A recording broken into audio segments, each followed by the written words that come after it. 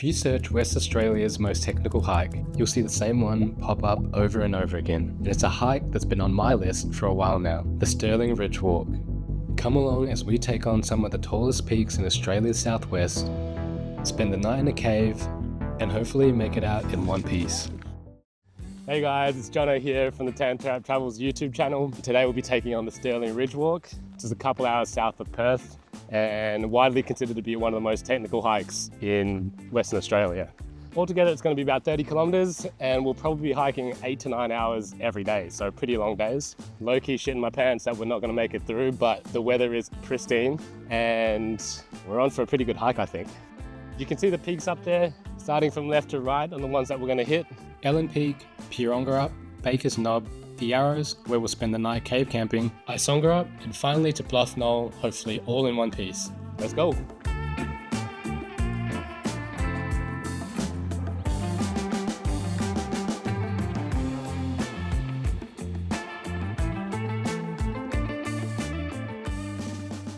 So we've just found the turn off from the fire break and we're starting to get a pretty good idea of the scale of some of the peaks that we're going to be climbing.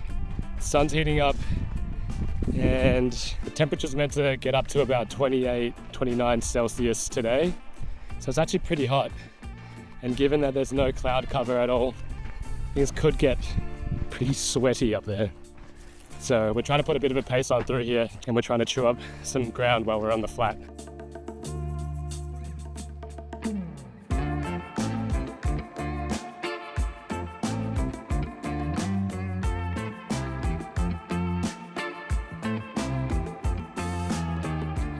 We just made it over the first hill.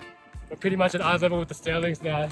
You can really start to see how rugged all these peaks are and all the details in the walls. We're aiming now next for the base of Ellen Peak.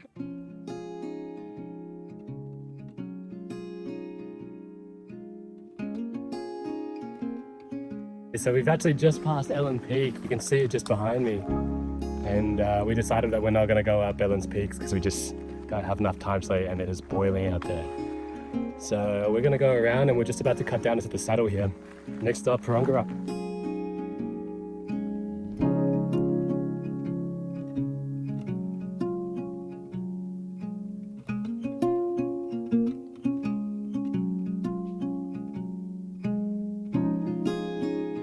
Alright, we're in the first little section of Pirongarup and have a look at Ellen Peak here in the background.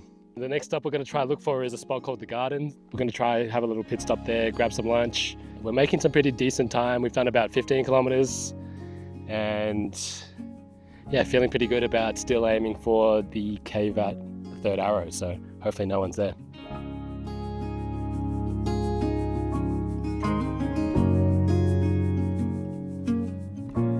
We just found one of the only trail markers on the entire trail. So at least for the next 5 minutes or so, we know we're heading in the right direction.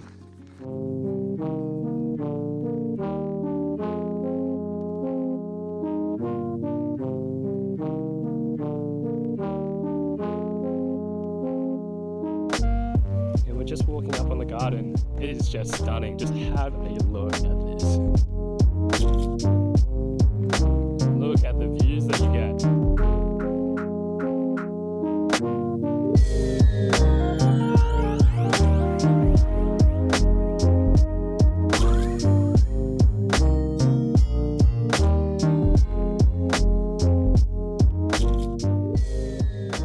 Alright, we just finished our little pit stop here at the Garden. Now we're going to head on to try and get around Pirongarup here and see if we can snatch up Third Arrow Cave.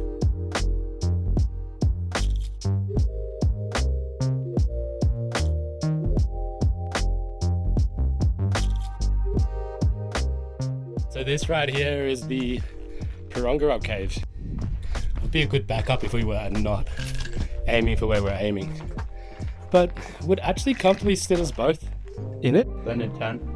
Yeah.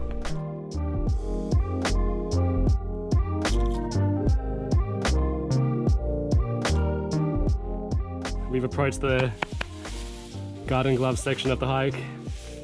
Let's go. I just remember that's one of the things was like, don't drop too low somewhere. I don't know where that is though. You know what I mean? Because as long as you're still feeling it. Do you see anything? Not really, no. Bro, I'm really worried about this. Yeah, me too. I don't think that this is the right way. Nah. So that's how quickly you can go wrong. This feels much better. Change the day, mate. That's a trail to nowhere. The only reason why it's still a trail is because people like us just went, I made it more trail.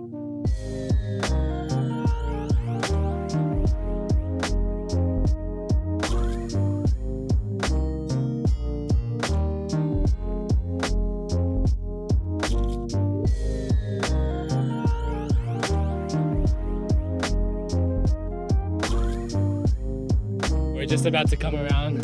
Pretty hard slog through there actually. Almost butt scooched down the mountain. And now I'm on a nice tree sit. Jezza's Alive. feels good to get past the first tricky section. We just hit our next checkpoint. We haven't actually seen the sun in about an hour and a half, which has been beautiful. But now we're back over, looking directly at the sun again. This is pretty insane. So we started over there at that cave. That's the garden. And this whole section right here, in the shade, is what we just traversed. It's pretty crazy when you look at it from a distance because that does not look like you should walk there.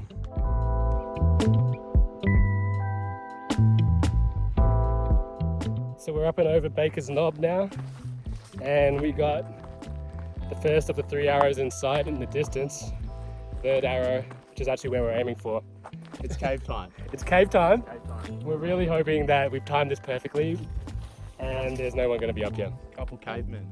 Basically, we're going to be aiming for the top of this ridge line here and trying to slot through the chasm there at third arrow. So let's see how we go.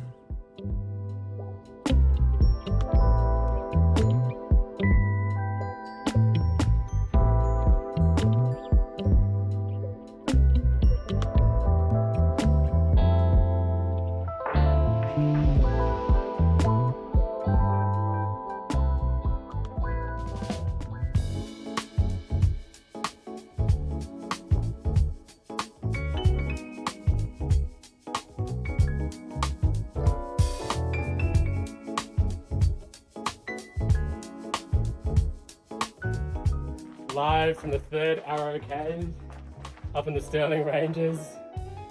Jezza's got the best seat in the house right now, but have a look at this. Little nook for Jezza. Little nook for me. And how's this view? Oh, you've got to be kidding me.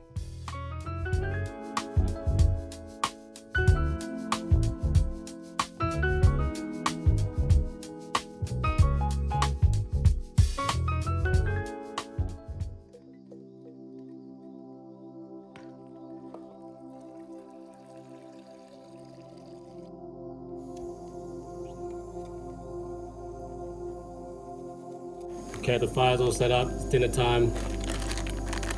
We've got nudes, Korean nudes this time. I am starving and these nudes are smelling great. So yeah, we got the cave kitchen today.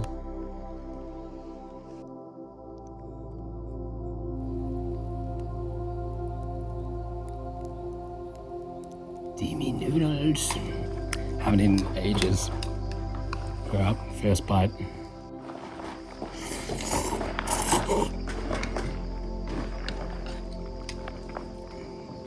Yeah, hell yeah.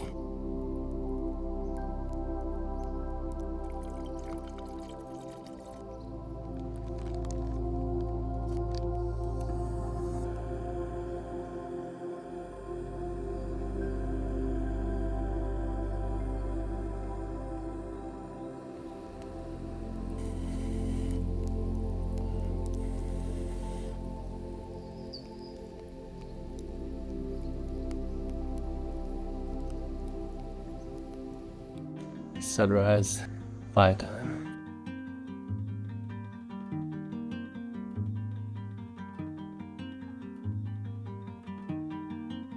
So it's 6 a.m. for Third Arrow Cave. The sunrise is about to go off. Got the fire cranking.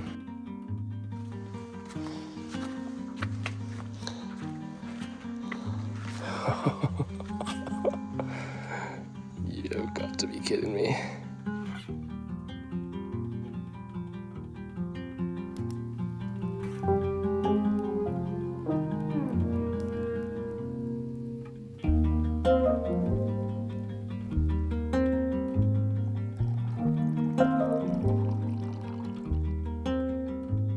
How is this? That's the first cloud we've seen. Look at that. It is a cloud waterfall. So we're all packed up now. We're saying goodbye to Third Arrow Caves.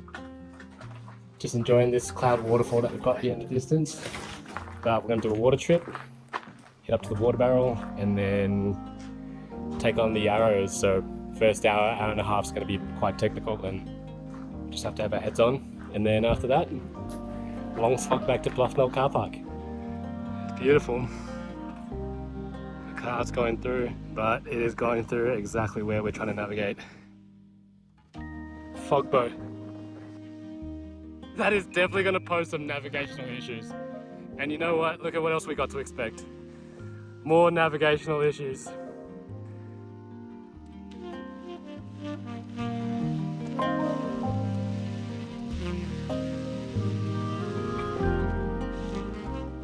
The water hero coming back down from the barrel.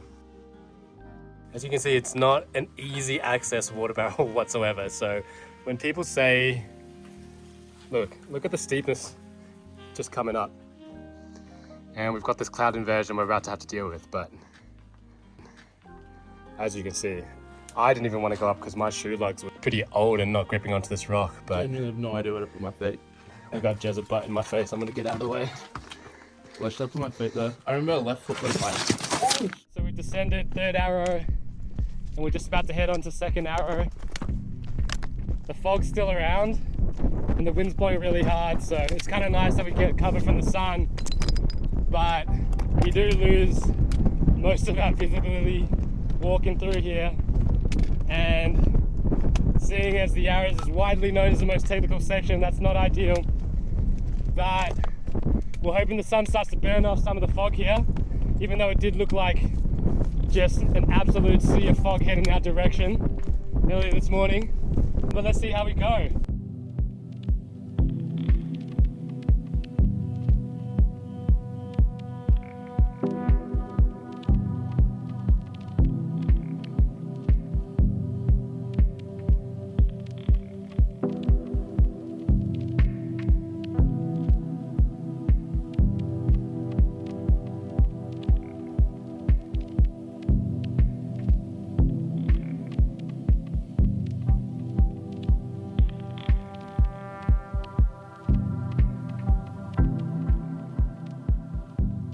We just made it down Second Arrow. I think we probably did the descent in about 10 minutes. So now we're heading up First Arrow to the most technical bit here, so wish us luck. The conditions haven't improved too much, but it's not really been affecting our visibility, so quite happy with it. We're here at the top of First Arrow.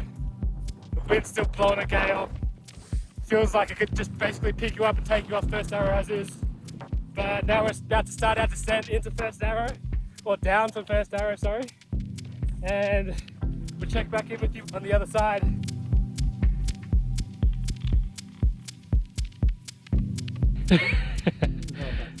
I think this is probably the start of the trip where it starts to get tricky. Getting off First Arrow. Ooh, that's a steep track. That is a steep track.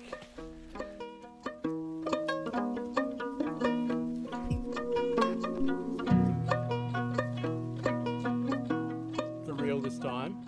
It looks like after this ladder here, smooth sailing. Woo! Famous last words. We're on the other side of First Arrow now, and yeah, no joke, definitely bring garden gloves and make sure your knees and ankles and hips are well warmed up. We chose a couple of sort of false leads. Coming down, we tried to go over the top, first arrow and didn't realize that we had to still descend a little bit further, but eventually we found the way. We're hiking at about 1 kilometer an hour at the moment, so not much speed on the agenda this morning. Next stop, Isongara.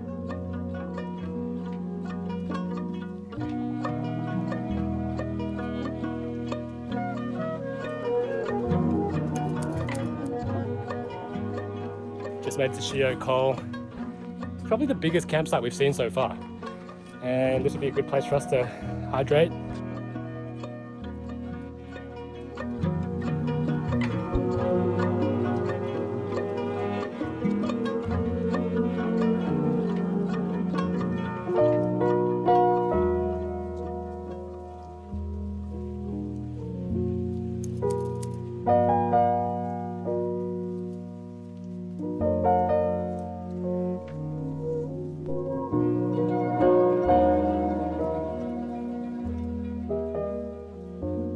We've hit our next checkpoint. We've summited Isongara, and the finish line's in the distance there on the horizon. The wind up here on the ridge today is way better than yesterday. There wasn't even a single blow of wind yesterday. Today, primo. But yeah, we're gonna pit stop here and then keep heading on. After coming down Isongara, we still had the steep climb up to Bluff Knoll and the descent down to the car park where we'd finish off the hike. In truth, we'd underestimated how long the back section of this hike would be, and by the time we reached the summit, it was only fitting that we finished this hike with a whiteout. Thanks for joining me for another adventure. If you made it this far, drop me a comment where you think I should hike next. And don't forget to hit that subscribe button. Till next time.